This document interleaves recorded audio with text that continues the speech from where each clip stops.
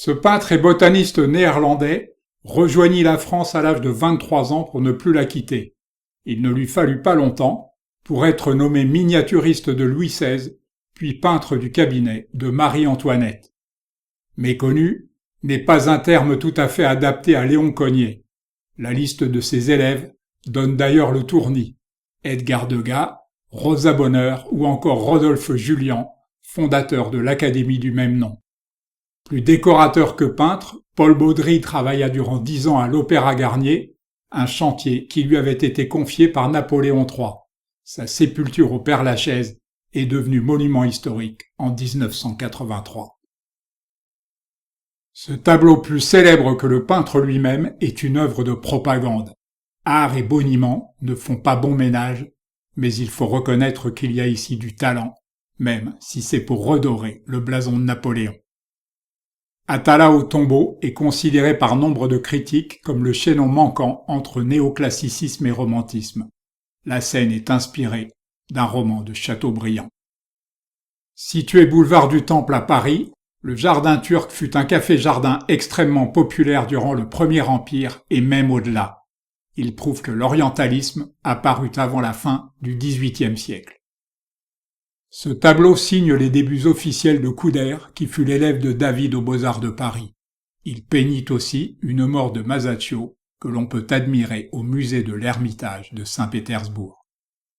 Voilà un rare exemple de peintre diplomate, ou plutôt de diplomate peintre, puisqu'il faillit embrasser la carrière avant de se décider pour le pinceau, au dépit de son père qui lui coupa les vivres en représailles.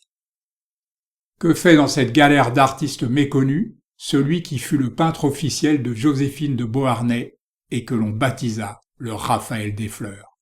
Eh bien, c'est parce que peu savent qu'il repose ici. Celui-là avait de qui tenir puisqu'il était le fils du plus célèbre miniaturiste du Premier Empire qui créa les costumes du sacre de Napoléon. Si Eugène fut encore plus fêté que son père, il est un peu oublié aujourd'hui. Après être passé tout près d'une carrière militaire, ce Jurassien put suivre son instinct et faire à Fontainebleau la connaissance de Théodore Rousseau. Il fut le lithographe de Courbet et Corot. Voilà un peintre qui offre la particularité de faire d'une nature morte une sorte de manifeste romantique. S'il n'est qu'entamé, son fromage semble avoir vécu les vies et les tourments de l'artiste qui l'a produit. Tout le monde connaît Rouget de Lille chantant pour la première fois la Marseillaise, mais qui est capable de citer le nom de l'auteur du tableau? J'ai de mon côté un faible pour ces croquis du siège de Paris. Avouez, vous n'avez jamais entendu parler de cet artiste allemand dont Vincent van Gogh vénérait les gravures. La révolution impressionniste le surprit à la fin de sa vie, alors qu'il tentait de renouveler son style. La peinture peut-elle provoquer le rire? Oui, pour autant que l'artiste envisage son métier avec humour. Les gens croqués par Raffaelli ne sont pas tous du même tonneau, son naturalisme étant parfois tragique. Je ne sais rien de ce petit maître du pinceau, sinon qu'il est né et mort à Paris à 60 ans de distance.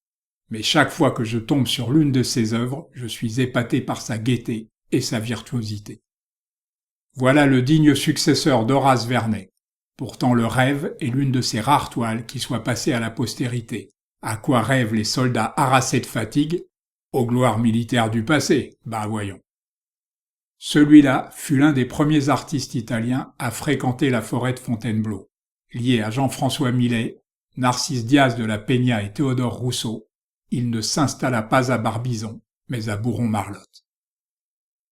S'il porte un nom célèbre entre tous, lui-même est tombé dans l'oubli. Il mériterait pourtant une plus grande renommée, avec ses délicats portraits de jeunes femmes. Trop de frivolité rococo sans doute, bien qu'il ait évité l'écueil maniériste.